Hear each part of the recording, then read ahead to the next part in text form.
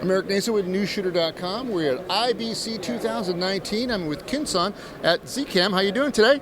Very good, thank you. Yeah, Bill, I wanted to come by the booth just to kind of get some updates on the cameras. You've done a few different changes, making them better. Got some Z-Raw, everything going on. More models. We have the E2C, which we have started to ship since last month.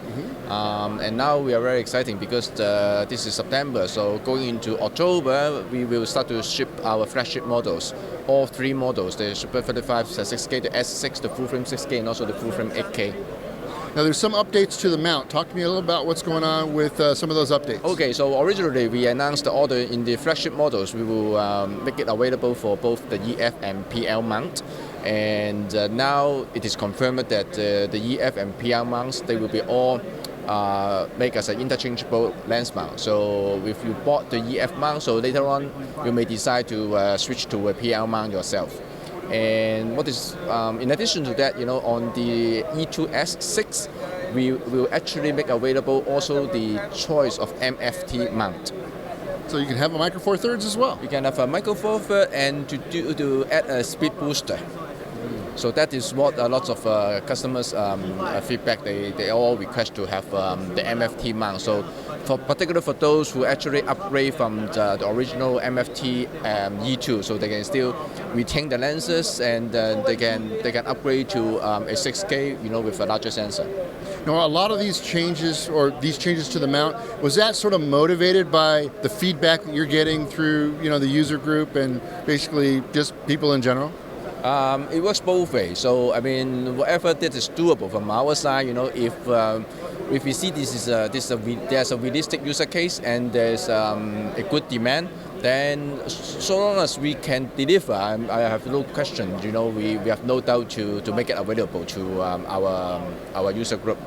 Customer comes first, after all.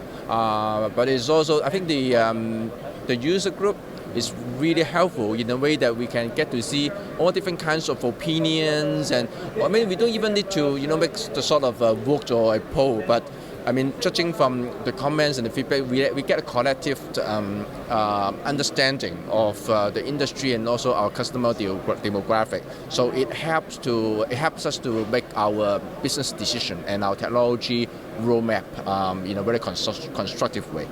Very nice. Give me a refresher on all the ProRes internal recording, because that's really a big deal to have that on these cameras. Okay, so on the flagship models, I think we can do ProRes 422 up to 30 frame. So beyond 6K 30 frame, I think that has to fall back onto the H.265. And later on, of course, we will also start to introduce Z-Raw across the platform.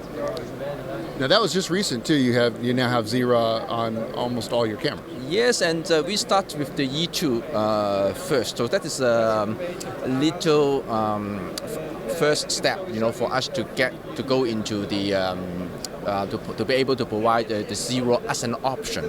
At the very, very beginning, if you recall, last September when we first launched and shipped the E2, we haven't even got ProRes in place. Not until January this year that we have finally got ProRes certified, and that is greatly embraced by the community, by our customers, and you can see a clear uptick of our sales and a lot more positive feedback.